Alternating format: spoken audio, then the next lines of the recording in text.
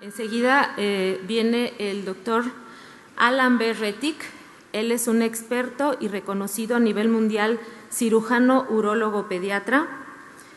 El doctor ha tenido numerosos puestos de liderazgo internacional, incluyendo ser el presidente de la sección de urología de la Academia Americana de Pediatría, presidente de la Sociedad de Urología también americana, y actualmente pertenece también a la Asociación Americana de Cirujanos Génito-Urinarios.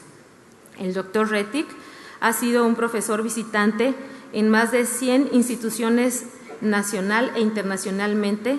Su biografía es muy extensa, abarca más de 400 contribuciones a la literatura científica, incluyendo la dirección de varios textos. Ha sido editor pediátrico de 3 ediciones de Urología de Campbell. Además, ha sido premiado con la Medalla de Urología Pediátrica de la Academia Americana de Pediatría. También el doctor es catedrático de la Harvard Medical School, de la Escuela de Medicina de Harvard, y recientemente el doctor es el presidente ejecutivo, director médico del Boston Children's Hospital y de los servicios internacionales de salud del Boston Children's Hospital. Doctor, bienvenido y muchas gracias.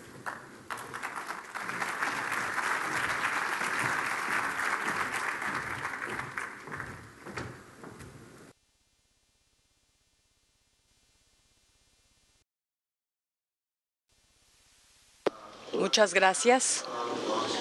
A nombre del Hospital Infantil de Boston, quiero agradecer a los organizadores de este congreso que nos han invitado tanto a mí como a mis colegas a participar en esta reunión tan prestigiada.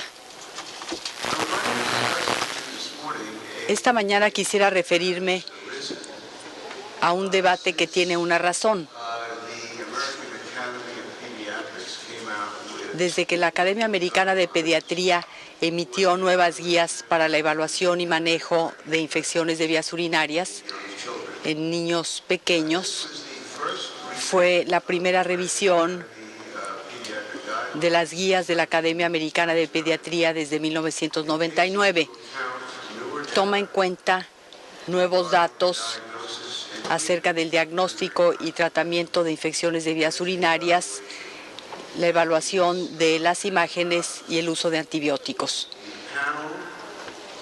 El panel que llevó a cabo esta evaluación estaba formado por pediatras, infectólogos, radiólogos y un urólogo pediátrico. Y hubo un total de 7 recomendaciones. En el diagnóstico de infecciones de vías urinarias, cuando hay sospecha clínica de una infección de vías urinarias, es necesario obtener una muestra de orina antes de dar antibióticos utilizando una punción suprapúbica o bien un catéter en estos lactantes. En lactantes que están razonablemente bien, hay que evaluar el riesgo de infección de vías urinarias a partir de los factores de riesgo. Estos incluyen el sexo, la raza, la edad, la temperatura, la duración de la fiebre y otras. Un lactante de bajo riesgo puede considerarse únicamente para observación. El diagnóstico de infección de vías urinarias requiere tanto un examen general de orina como un urocultivo positivo de más de 50,000 colonias por mililitro. Para el tratamiento de las infecciones de vías urinarias hay que utilizar antibióticos orales o parenterales durante 7 a 14 días. Hay que tomar en cuenta los patrones de sensibilidad locales, de ser posible, y hay que ajustar el tratamiento de acuerdo con el perfil de sensibilidad del patógeno que se haya aislado.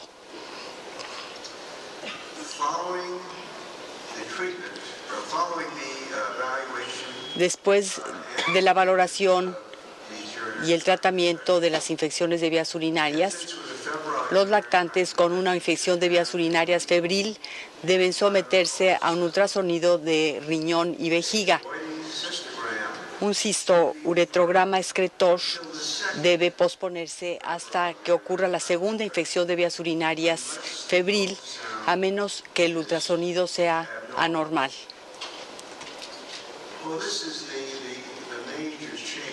Este es el cambio más importante respecto a lo que hacíamos anteriormente y vamos a continuar discutiendo esto en unos minutos más. Después del manejo de infecciones de vías urinarias, hay que instruir a los pacientes para buscar una evaluación o una valoración rápida en caso de enfermedad febril futura. Ahora, el razonamiento de este cambio en la recomendación de evitar el momento o el tiempo del cistouretrograma excretor hasta después de 2 infecciones de vías urinarias es lo siguiente, y este es el razonamiento de la Academia Americana de Pediatría para haber recomendado este cambio. La mayoría de los lactantes no tienen infecciones de vías urinarias recurrentes. La mayoría de los lactantes no tienen anormalidades anatómicas severas que requieran o que se presten a una corrección quirúrgica. La identificación del reflujo vesicoureteral en los lactantes no tiene un beneficio clínico comprobado. La mayoría de los lactantes con reflujo vesicoureteral tienen reflujo de grado bajo, el cual se resuelve espontáneamente en la mayoría de los casos. E incluso si se identifica el reflujo vesicoureteral, la profilaxis con antibióticos no ha demostrado ser efectiva para la prevención de la recurrencia del reflujo vesicoureteral.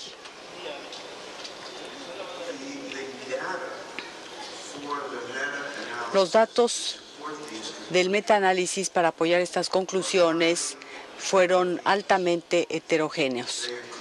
Estos datos incluyeron a algunos niños que no tenían fiebre al tener infecciones. También algunos niños que no tenían reflujo vesicoureteral. Y las infecciones de vías urinarias, algunas de ellas fueron diagnosticadas obteniendo muestras sin el uso de catéter, simplemente muestra de orina en bolsa, que como sabemos pueden no ser precisas.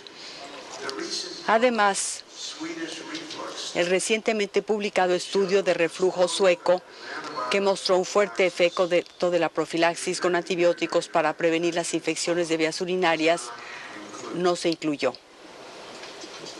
en este metaanálisis. Los Institutos Nacionales de Salud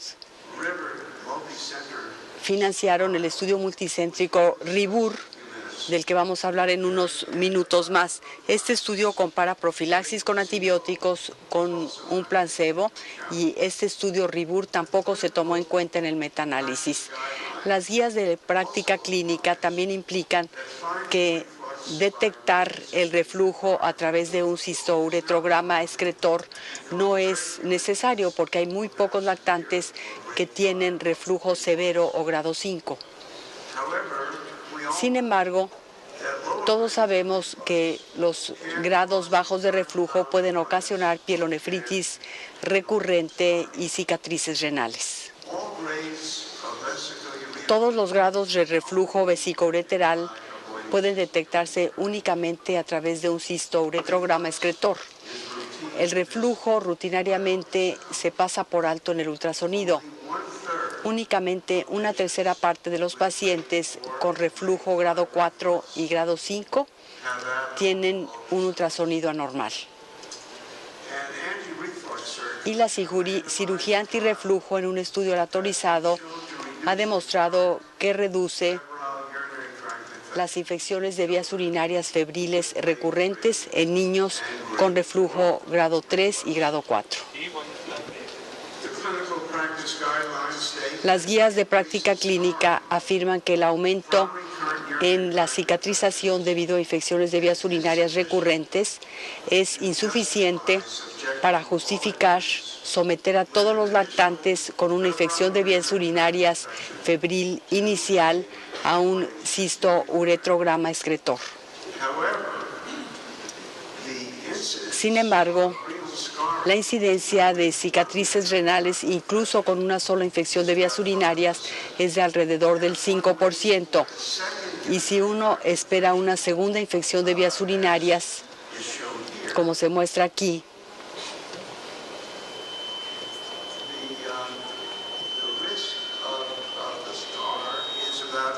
el riesgo de cicatrices de alrededor del 10%, y creo que esto es algo que no mucha gente quisiera arriesgar. Se publicó un artículo en la revista Pediatrics hace unos años sobre el riesgo de cicatrices renales en niños con una primera infección de vías urinarias, una revisión sistemática. De todos los artículos revisados, 33 estudios cumplieron con los criterios de inclusión. Lo que demostraron era que el 57% de los niños o de los bebés con una infección de vías urinarias inicial tenían cambios consistentes con pielonefritis aguda en la fase aguda del barrido DMSA. Y el 15% tenían cicatrices renales en la DMSA siguiente, que es una cifra bastante impresionante.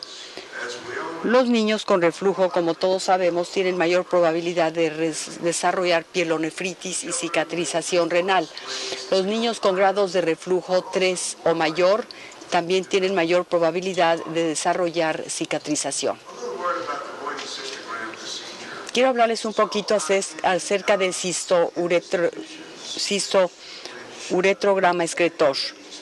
En instituciones donde se hacen muchos de estos procedimientos, con personal dedicado, con especialistas en vida infantil, las ansiedades han disminuido marcadamente. Las ansiedades de los médicos y los pacientes tienen que ver con la incomodidad y la radiación. Con un equipo especializado, la molestia en muchos aspectos es similar a las inyecciones de una vacunación. Con la fluoroscopía con pulso digital actual, la dosis es mínima, equivalente a 2 semanas de radiación de fondo a un viaje en avión redondo a través del país, atravesando todo el país. En nuestra institución, el Departamento de Radiología y los especialistas en vida infantil hicieron un estudio. Encontraron que la mitad de los padres clasificaban esta experiencia, tanto la experiencia de ellos como de los niños al someterse a un cisto-uretrograma excretor, como equivalente o mejor a las inmunizaciones, a una exploración física o un ultrasonido difícil. La mayoría dijeron estar satisfechos con la capacidad del niño para tolerar el procedimiento y consideraron que la experiencia era mejor que lo esperado. En consecuencia, en el Hospital Infantil de Boston, los departamentos de urología, radiología y nefrología, y es un poquito difícil lograr que todos estos médicos se puedan reunir y llegar a una conclusión unánime. Sin embargo, todos ellos concluyeron que no consideraban que hubiera evidencia suficiente como para cambiar nuestras recomendaciones actuales. Un ultrasonido renal y un cisto-uretrograma excretor deben llevarse a cabo en los lactantes después de haber tenido una primera infección de vías urinarias febril. Posponer el cisto-uretrograma excretor hasta después de la segunda infección de vías urinarias febril es una opción en pacientes seleccionados, probablemente en pacientes que tienen bajo riesgo y de familias muy confiables. En general, quiero desviarme un poquito para decirles que en términos generales, en los pacientes en quienes se sospecha reflujo y se hace ultrasonido, Si el cistouretrograma excretor es normal, puede uno detenerse allí. Si el cistouretrograma excretor muestra que hay reflujo, entonces se procede a tratamiento médico o quirúrgico.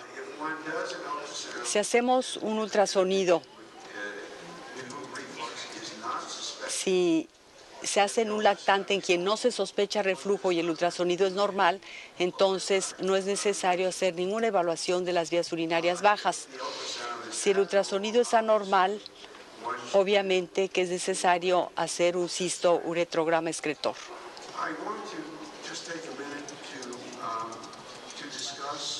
Quiero tomar un minuto para comentar dos abordajes para la identificación de niños con reflujo, porque en los últimos 2 años se ha enfatizado el abordaje de arriba hacia abajo, a diferencia del abordaje de abajo hacia arriba que hemos utilizado tradicionalmente. Con el abordaje de abajo hacia arriba, que es el que utilizamos normalmente, el lactante tiene una infección de vías urinarias febril y en ese momento pedimos un cistouretrograma excretor y un ultrasonido renal. Si el cistouretrograma excretor es positivo, uno podría querer un barrido renal con DMSA para ver si hay cicatrices renales. Si es negativo, ahí nos detenemos. Con el abordaje de arriba hacia abajo, empieza uno con un bebé con una infección de vías urinarias febril y pasa uno directamente a un barrido renal con DMSA y un ultrasonido renal. Si el barrido con DMSA muestra cicatriz, se hace un cistouretrograma excretor. Si el barrido con DMSA y el ultrasonido renal son perfectamente normales, no se requiere hacer un cistouretrograma excretor. Considero que este es un abordaje muy interesante que elimina mucha instrumentación de la que se utiliza en las vías urinarias bajas. Sin embargo, con el abordaje de arriba hacia abajo, al revisar los resultados, vemos que no detectó una tercera parte del reflujo de grado alto. El costo fue más de 20 millones más que con el abordaje de abajo hacia arriba. Y algo muy importante, como ya nos mencionó el doctor Callahan, es que la dosis de radiación es mucho mayor que cuando se utiliza el abordaje de abajo hacia arriba. Es así que en nuestra institución, de todos modos, utilizamos el abordaje de abajo hacia arriba. Quiero hablarles ahora un poquito acerca de la terapia para el reflujo vesicoureteral, que es una de las anormalidades más comunes que vemos. El manejo médico incluye profilaxis con antibióticos a dosis baja para la prevención de infecciones de vías urinarias recurrentes. Este manejo se deriva en gran parte de series no controladas de los 70 y se basa en varios supuestos. La mayoría de los reflujos, especialmente los grados 1 a 3, se resuelven. El daño renal es raro en ausencia de infección. La profilaxis con antibióticos de largo plazo es segura y la profilaxis antimicrobiana de largo plazo es efectiva. Y los agentes que utilizamos son los convencionales, son los que ustedes utilizan: amoxicilina, trimetoprim, nitrofurantoína y en ocasiones cefalosporinas. Publicaciones renales han cuestionado lo que se cree convencionalmente acerca de la eficacia de la profilaxis con antibióticos. Hay médicos que están reconsiderando el manejo médico del reflujo vesicoureteral. Sin embargo, tenemos que realmente evaluar esto y no apresurarnos. Si vemos los artículos escritos acerca del efecto de la profilaxis con antimicrobianos y vemos la tasa de recurrencias de infecciones en pacientes con reflujo, realmente podemos ver que los mejores 3 estudios fueron los 3 de la parte inferior. Esto muestra que los pacientes con reflujo no tratados con antibióticos tienen una incidencia significativamente mayor de infecciones de vías urinarias.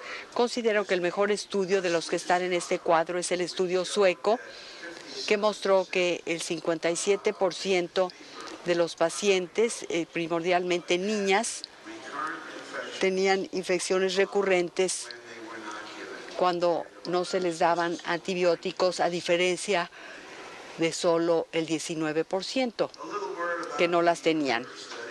Quiero hablarles un poquito acerca del estudio RIBUR que se hizo en Estados Unidos. Es intervención aleatorizada para niños con reflujo vesicoureteral. Es lo que significan las siglas. Se trata de un estudio aleatorizado comparando Bactrim contra placebo en niños y niñas de 6 semanas a 5 años de edad, que habían tenido una primera o segunda infección de vías urinarias febril sintomática con reflujo de grado 1 a 4 de acuerdo con el cistouretrograma excretor. Se hizo el seguimiento de estos niños durante 2 años y el criterio de valoración clínico primario fue la infección de vías urinarias recurrente. Se espera que los resultados se publiquen el año próximo y considero que nos darán mucha más información acerca del manejo correcto de estos bebés y estos niños con infección y reflujo. Pero regresemos a las guías de la Asociación Americana de Pediatría. La guía 6 dice que el cistouretrograma excretor debe diferirse hasta la segunda infección de vías urinarias febril. Las guías de práctica clínica suponen que la profilaxis no es efectiva, pero la última palabra no se ha escrito al respecto. Lo sabremos en los próximos 1 a 2 años. Yo lo que considero que probablemente hay un subconjunto en quienes la profilaxis es benéfica y este subgrupo es grande. El jurado sigue deliberando. De todos modos, recomendamos profilaxis para la mayoría de los pacientes con reflujo, que es lo que hacemos en nuestro departamento de urología y de nefrología también en el Hospital Infantil de Boston, particularmente en pacientes con infecciones de vías urinarias febriles, con reflujo de grado alto y con cicatrices renales. Quiero hablarles un poquito acerca de la cirugía para el reflujo. Cualquier cirugía antirreflujo generalmente está reservada para los pacientes que tienen infecciones de vías urinarias a pesar del tratamiento, que tienen un reflujo que no se resuelve después de años de vigilancia, que no pueden o no desean cumplir con la profilaxis y que tiene reflujo vesicoureteral de grado alto que tiene poca probabilidad de resolverse espontáneamente.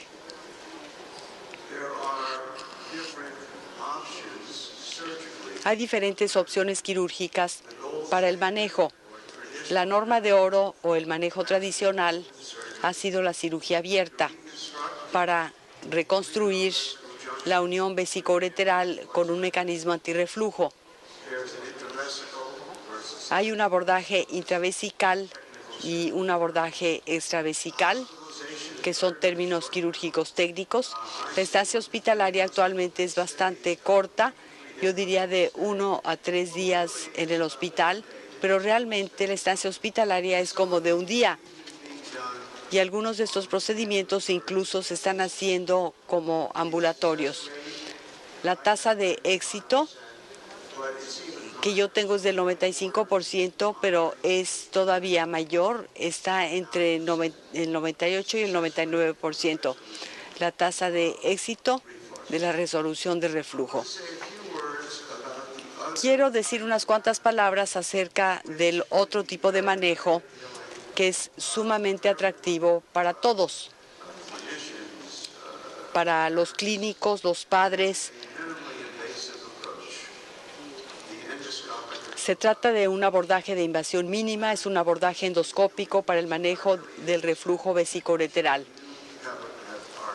Es lo que es y seguramente ustedes están familiarizados con él.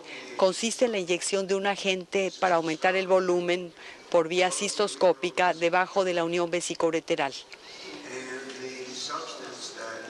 La sustancia que se comercializa y que está a la venta es una sustancia que se llama Deflux o Deflux. Fue aprobado en nuestro país por la FDA en 2001. Es un procedimiento de paciente ambulatorio. Es muy sencillo. El problema es que no es muy efectivo a largo plazo. Por lo tanto, no es efectivo para el reflujo de grado alto. Tengo aquí una tasa de éxito entre 75 y 90%, pero en la mayor parte de los casos es menor que esas cifras en el caso de la inyección inicial. Puede ser necesario más de una inyección. El problema es que a un mayor plazo, la tasa de éxito a un año en reportes publicados es de alrededor del 50%, 50%. Es por ello que rara vez vamos a emplear este método de tratamiento. Lo utilizaremos rara vez en niños un poquito mayores o adultos jóvenes por diferentes circunstancias.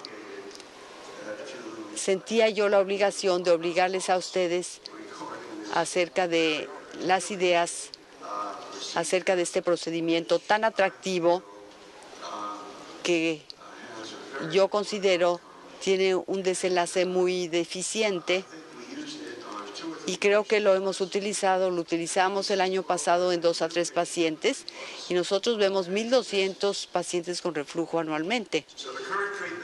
Es así que el tratamiento actual del reflujo sigue siendo el tradicional, la evaluación con imagen, incluido un cistograma, para la mayoría de los niños con infecciones febriles.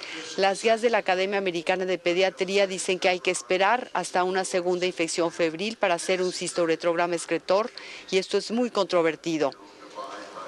Y no cumplimos con estas recomendaciones en general, no las aplicamos. La profilaxis con antibióticos para los niños con reflujo es lo que hacemos. La cirugía se reserva para los niños con infecciones urinarias a pesar del tratamiento o con reflujo vesicoureteral persistente. Pero todo esto está a discusión. Acabo de presentarles nuestra opinión. Es todo lo que hice. Muchas gracias. Muchas gracias. Les agradezco mucho esta invitación. Los lazos de colaboración médica entre Japón y la India. Y ahora a nuestro país viene a aportarnos con una interesante plática sobre alergia, un problema global de salud, carga genética, factores causales, socioeconomía y enfoques integrales. Doctora Pawankar, bienvenida a México. Muchas gracias.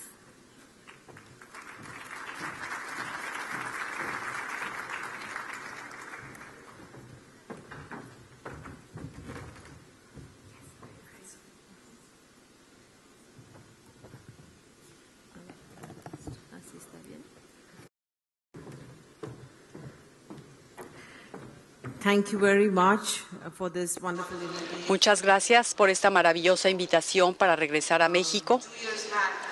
Hace 2 años, la Organización Mundial de Alergia llevó a cabo su Congreso Internacional en Cancún, en este precioso país, y es un placer para mí regresar a México.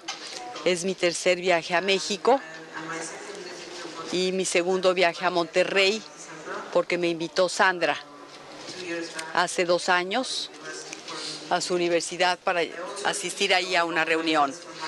Quiero agradecer mucho a los organizadores el haberme invitado y quisiera agradecer a Noel Rodríguez, nuestros colegas de Compedia, y a UCB, quien pagó mi viaje. Quiero hablarles acerca de la alergia como un problema de salud mundial, sus factores de riesgo, sus factores causales, la carga socioeconómica y, desde luego, hablarles de un enfoque integral. Pero en primer lugar les traigo calurosos saludos de mis colegas del Consejo Directivo de la Asociación Mundial de Alergia. Todos sabemos que el asma es un problema grande en todo el mundo. Hay alrededor de 300 millones de personas afectadas por asma en todo el mundo. Hay 250,000 muertes solamente por asma en todo el mundo. Y la OMS pronostica que si el asma aumenta a este mismo ritmo, para 2025 tendremos a 400 millones de personas tan solo con asma. Y sabemos que el asma puede ser fatal y desde luego que afecta masivamente la calidad de vida de los pacientes. La rinitis alérgica no es una enfermedad fatal, es algo que fácilmente se ignora y se trivializa. Sin embargo, el punto importante es que es una de estas enfermedades alérgicas diferentes y las enfermedades alérgicas tienen manifestaciones multiorgánicas, por lo tanto es como un síndrome. 400 millones de personas en todo el mundo tienen rinitis alérgica. La rinitis alérgica está comprobada que es un factor de riesgo de asma y probablemente controlando la rinitis alérgica podemos mejorar los desenlaces del asma y el control del asma.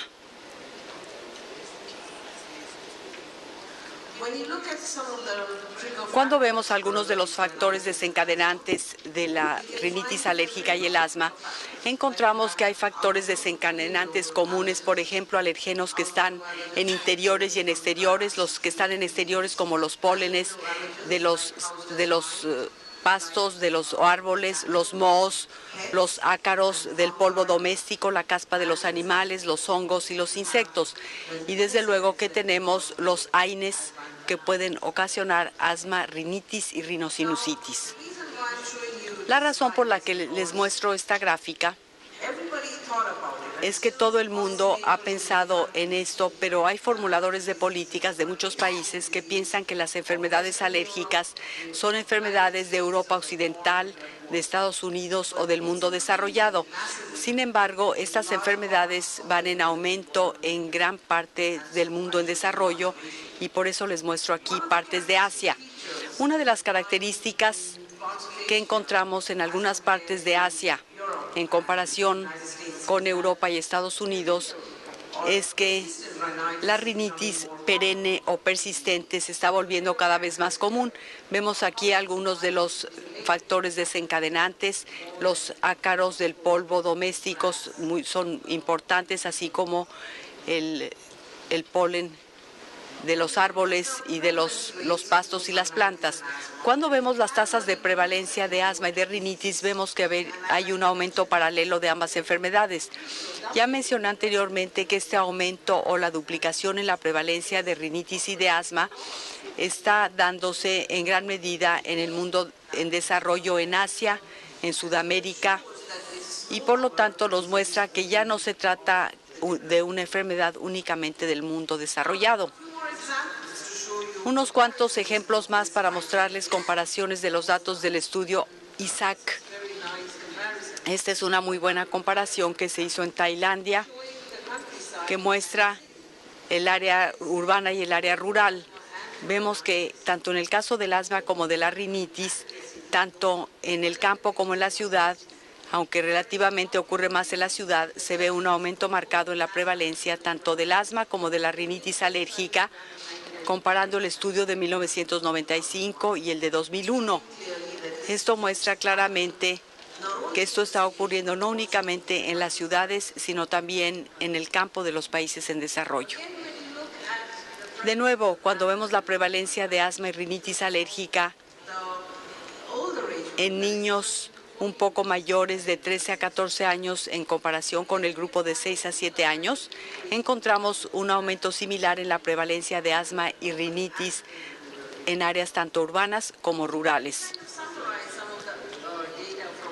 Al resumir algunos de los datos del estudio ISAC 1 y 3 en Tailandia, podemos ver claramente que el asma afecta a 1 de cada 10 niños, la prevalencia va aumentando en niños pequeños, la rinitis, como no siempre se ha medido, probablemente está presente en 1 de cada 3 a 4 niños de 6 años y 1 de cada 2 a 3 niños de 13 años de edad. Esta prevalencia en aumento ocurre en los dos grupos etarios. Quisiera hablarles ahora de la coexistencia de la rinitis y del asma.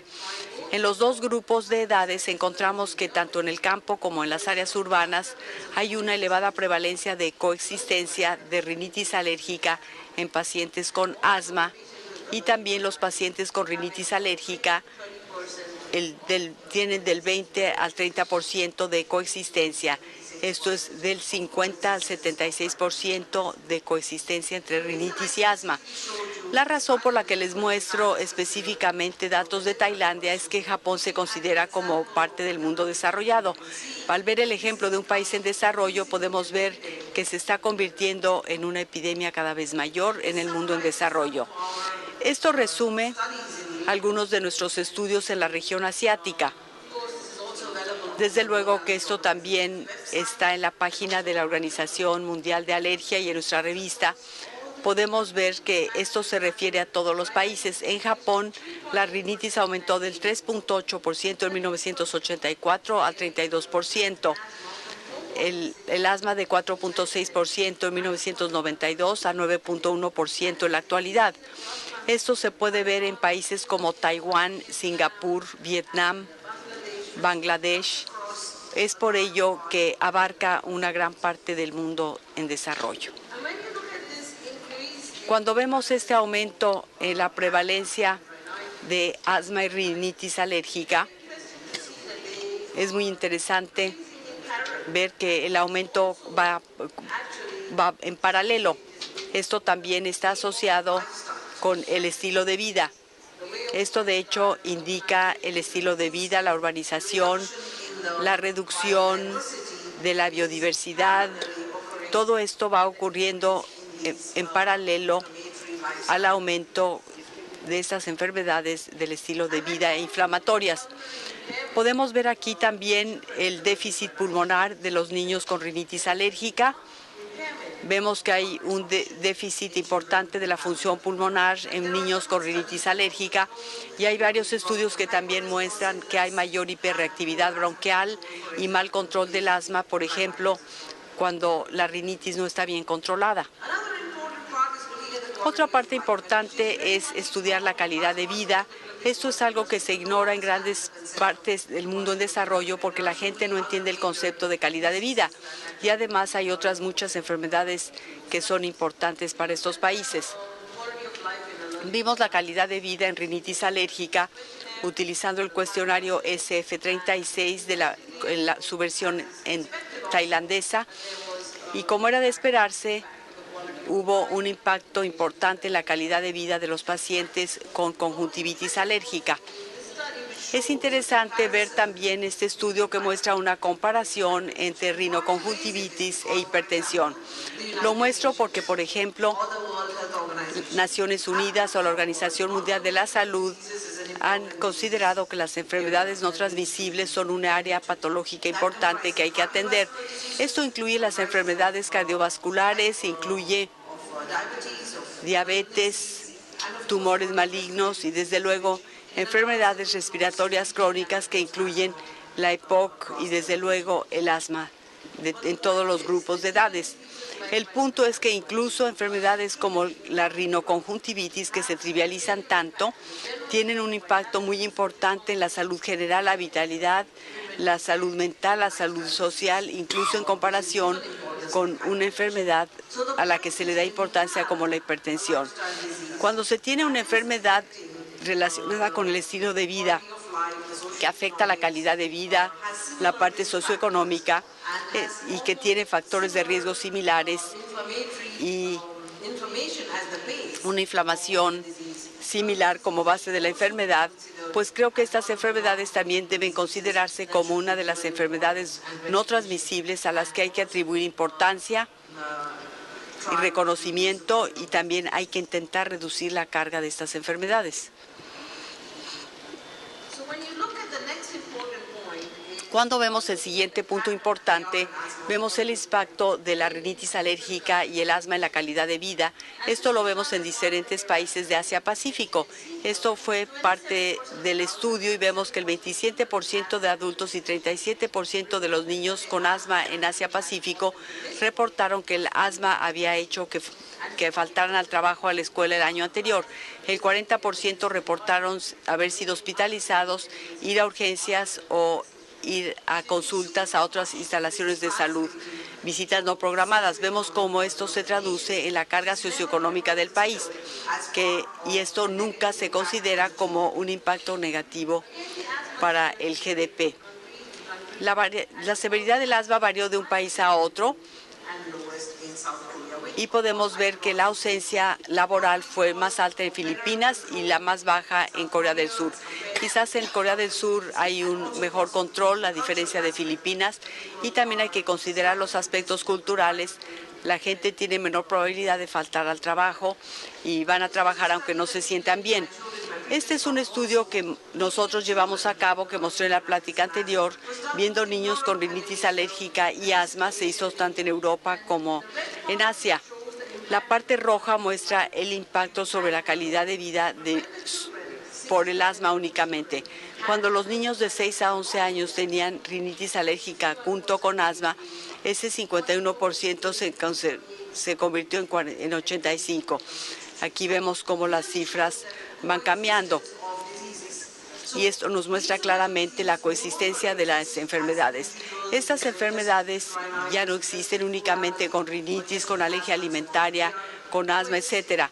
Son enfermedades que están coexistiendo con otras enfermedades en estos pacientes y que tienen un impacto. Les mostré anteriormente que gran parte de la gente con asma tiene rinitis alérgica y quienes tienen rinitis tienen asma. Otro aspecto importante es este estudio que muestra el desarrollo de asma a los 6 años.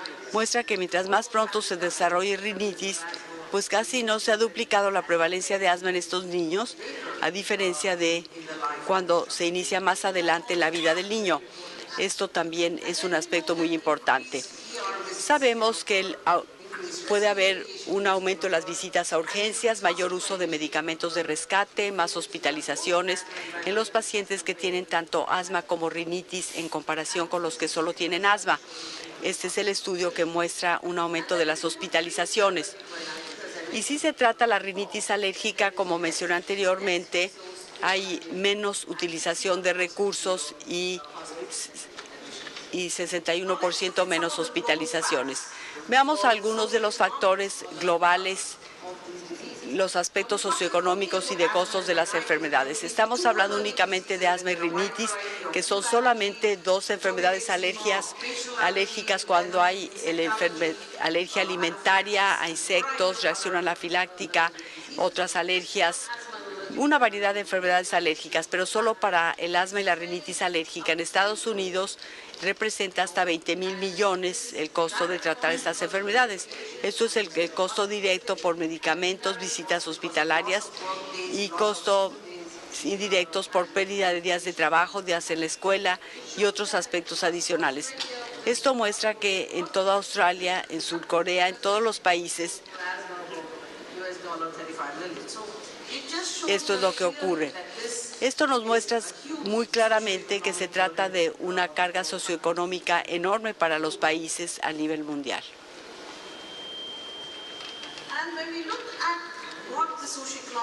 Cuando vemos cuál es la situación socioeconómica de Asia, pues creo que es más difícil hacerlo en Asia por la gran diversidad entre los países, pero si vemos lo que ocurre en 8 países, vemos que el costo directo de la población fue de $108 para Malasia a 1,010 para Hong Kong.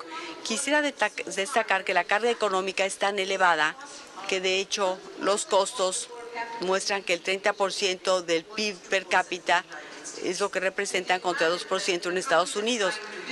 Imagínense que en un país que está tratando de desarrollarse, la gente calcula, ve el PIB, etcétera, pero nadie ve cuál es el impacto negativo que esto está teniendo sobre la economía natural. Tenemos una situación en la cual el 30 al 40% de la población del mundo sufre de alguna forma de alergia Esto aumenta a 200 millones para 2025 y está aumentando, no únicamente está aumentando, sino está aumentando la población pediátrica. Esto es importante, es preocupante porque en 10 años más podríamos tener más alergias. No es es complejo, no es solo alergia, asma, rinitis alérgica, etcétera, o alergias alimentarias, sino que pueden darse varias a la vez. ¿Cuál es el impacto? El impacto es sobre la calidad de vida, aumento de morbimortalidad, aumento de los costos socioeconómicos tanto para el país como para el paciente. La Organización Mundial de la Salud decidió publicar el libro blanco de alergia que ha mandado a todos los ministerios de todo el mundo, lo hemos enviado a las diferentes sociedades y ustedes pueden bajarlo directamente de nuestra página de internet gratuitamente. Se enfoca sobre el hecho de que las enfermedades alérgicas están allí. Esto ya lo dimos a la OMS, a Naciones Unidas, y se está discutiendo para incluso poder considerarlo o para poder incluirlo con las áreas de las enfermedades olvidadas. Esta es la introducción por la cual prepararon ustedes este libro blanco. No voy a entrar a los detalles, pero este es el propósito real. Esto aumentó en gran proporción, la complejidad y la severidad de la enfermedad también está en aumento. La polisensibilización, el hecho de que va a haber cambios ambientales con reducción de la biodiversidad, el cambio climático, etcétera. En muchos países ni siquiera tenemos la capacidad o especialistas suficientes para atender a los pacientes con enfermedades alérgicas y no tenemos recursos de investigación para entender cuál es el escenario local. Por todas estas razones desarrollamos el libro blanco, que consta de estos, incluye 79 autores de todo el mundo que trabajan en estos campos y ellos han aportado estos capítulos. También tenemos temas como la prevención de las enfermedades alérgicas, atención médica, economía de la salud, educación médica y una encuesta que abarca 63 países del mundo que nos da los datos de lo que se ha publicado o de aquello no publicado, pero que se muestre como una necesidad insatisfecha.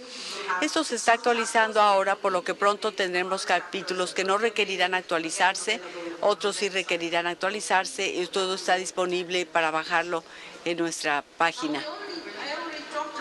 Ya les hablé de todos estos aspectos diferentes, por lo tanto no quiero repetirlo.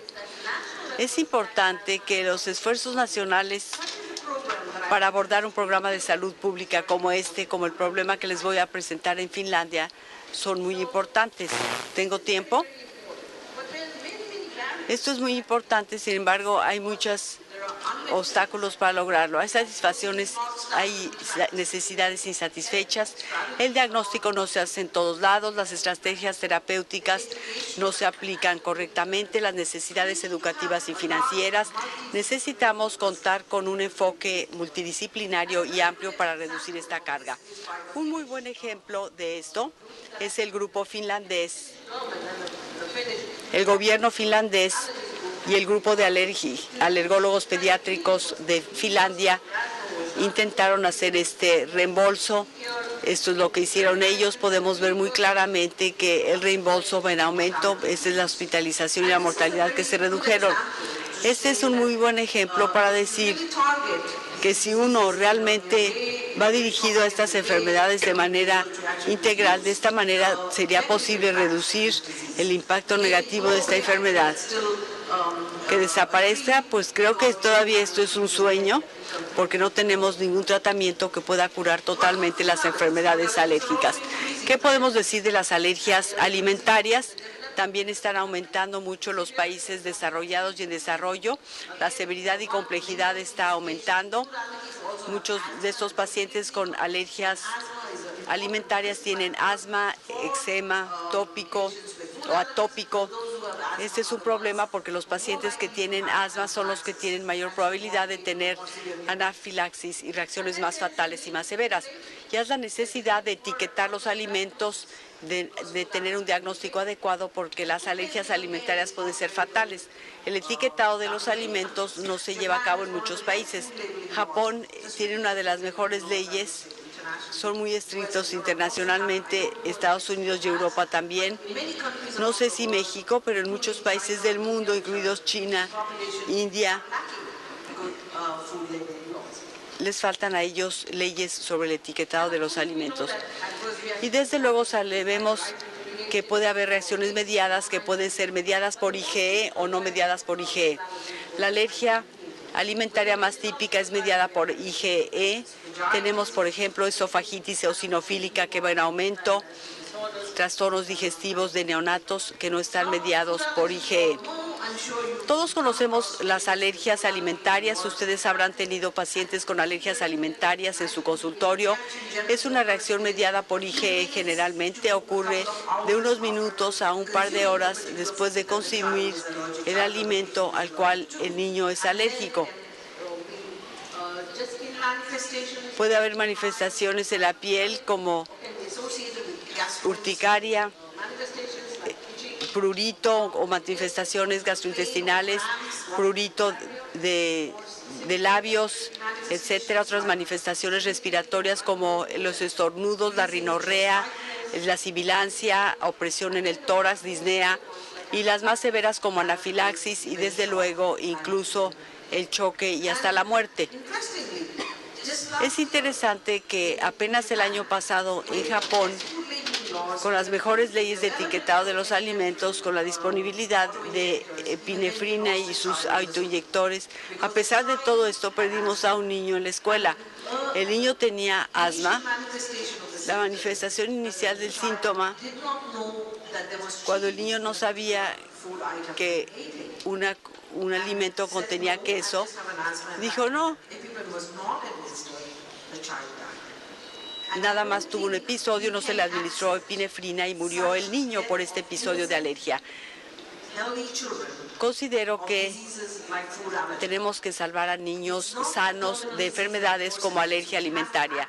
No es una enfermedad terminal, tenemos que actuar, esto es crucial, y es por ello que crear conciencia sobre las enfermedades alérgicas es absolutamente esencial. Como mencioné, en todo el mundo de 220 a 520 millones de personas tienen alergias alimentarias. Esto tiene un impacto socioeconómico significativo, afecta la calidad de vida, va en aumento en los niños, la incidencia en niños es de 5 al 8%, en adultos del 1 al 2%. Vean ustedes algunos de los alimentos que ocasionan anafilaxis en los niños o reacciones de alergia alimentaria. Varía de un país a otro, pero los cacahuates son una clase muy importante. El moho doméstico, los cacahuates, por ejemplo, aquí los cacahuates, en Singapur tenemos algo muy diferente que no se ve en otros países, como el nido de pájaro. Y desde luego los mariscos, crustáceos, leches y huevos. En Japón, huevo de gallina, leche de vaca y trigo, que son causas importantes de anafilaxis.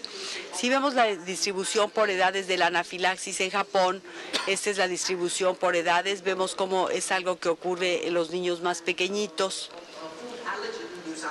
La anafilaxis inducida por alergias, la anafilaxis puede deberse a drogas, etcétera, pero la alergia alimentaria es una de las causas más importantes de anafilaxis y esta es la distribución por edades que vemos en Japón. Ya les he mencionado los síntomas clínicos de la alergia alimentaria y de la anafilaxis. Son similares y inician con síntomas cutáneos, respiratorios, de la mucosa, gastrointestinales y después choque.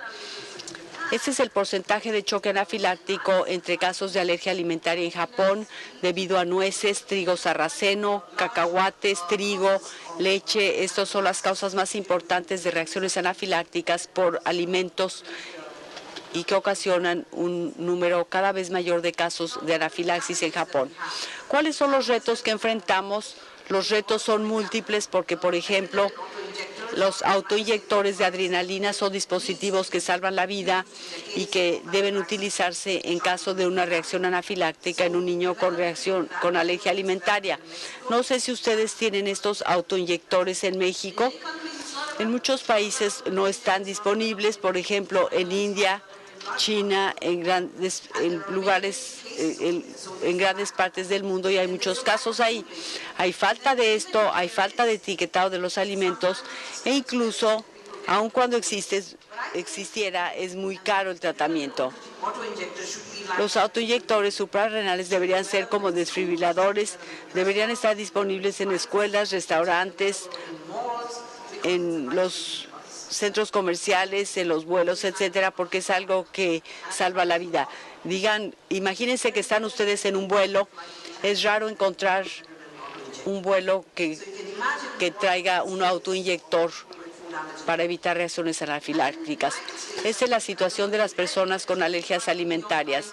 Se publicó en Estados Unidos un artículo en New York Times del Hospital Mount Sinai mostrando que la falta de conciencia de las alergias alimentarias es muy importante. Los niños que juegan bromas a otros niños, imagínense ponerle un cacahuate en la boca de un niño que tiene alergia a los cacahuates. El otro niño no se da cuenta de la importancia o del impacto negativo que puede eso tener. La educación y crear conciencia en todos los estratos de la sociedad es muy importante, es crucial. Y desde luego, el etiquetado de los alimentos y que estas leyes sean muy estrictas, e incluso los trazos o los restos de alimentos son muy importantes. En intolerancia alimentaria no hay problema, pero en la alergia alimentaria incluso los vapores o el olor o los restos de alimentos ocasionan una reacción. Y después vemos aquí los casos fatales de anafilaxis inducida por alimentos. Hay similitudes en algunos países, por ejemplo, los cacahuates son muy comunes. Por ejemplo, en el Reino Unido, en Estados Unidos, en Australia lo mismo. El trigo sarraceno, los mariscos son casos importantes de anafilaxis inducida por alergias alimentarias en Japón. Vemos este estudio que es una comparación de cuestionarios entre sujetos con alergia a cacahuates y diabetes. La probabilidad de tener una reacción severa y tener enfermedad seria. Debo cuidar lo que como, debo tener cuidado al comer en los restaurantes, tengo que tener cuidado, por ejemplo, con los cacahuates. Y este es el estado de un niño que se ve totalmente normal. Nadie considera que el niño esté enfermo, pero es un niño que se puede morir. Crear la conciencia, educar a la gente y contar con recursos es algo crucial para las enfermedades alérgicas. Y esto de nuevo muestra la epidemiología de la anafilaxis en diferentes partes del mundo. En Estados Unidos, 30 de cada 100,000. 5 a 15 por cada 100,000 en Francia y de 0.19 por 100,000 en el Reino Unido e Irlanda. El libro blanco de la Organización Mundial de la Salud tiene esta declaración que insiste en contar con estudios epidemiológicos a nivel mundial, cuando menos a nivel nacional o de ser posible en todo el mundo. Un control ambiental también se estipula, evitar los alergenos, los contaminantes, contar con servicios de inmunología y medicamentos adecuados en todos los países, la educación a nivel de pregrado y el médico general es el primer punto de contacto que quizás y a veces no diagnostica correctamente al paciente. Esto es muy importante, reconocer los programas de especialidades y de capacitación en todo el mundo. Y desde luego la conciencia pública, como ya mencioné, que es crucial. Esta es la declaración del libro blanco de la Organización Mundial de Alergia a formuladores de políticas, a personal de salud, para la FDA y autoridades de la salud. Esto les muestra que este tipo de aumento en el asma y rinitis alérgica que les mostré y de estos otros factores corre paralelo a la enfermedad intestinal inflamatoria, diabetes, enfermedad celíaca y cáncer y otras enfermedades. ¿Cuál es el factor común de estas enfermedades? La inflamación. ¿Dónde podemos intervenir? Al principio de la vida.